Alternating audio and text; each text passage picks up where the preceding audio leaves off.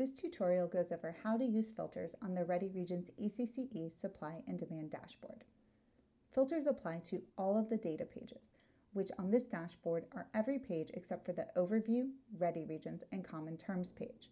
So we'll go through what they look like by looking at the Population Under 5 tab. So there's two primary filters that select Ready Regions and select localities. You can see that the default selection for both of these is all regions or all localities in the state.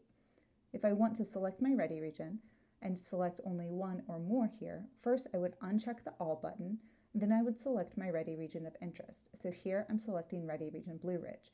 Once I've selected a Ready Region, my localities selection is automatically filtered to the Ready Region that I've chosen. If I want to clear out the Ready Region selection, I click the X on top of that to show all values, and now I have all localities and all Ready Regions selected.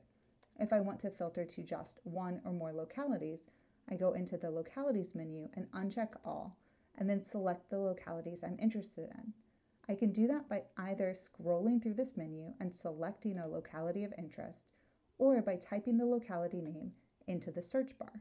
For example, if I type in the term rich, I will be shown both the options to choose Richmond City or Richmond County. Now, much like the Ready Region filter, once I've chosen options in the localities, the Ready Regions filter options are automatically limited to the Ready Regions that contain the localities that I've selected.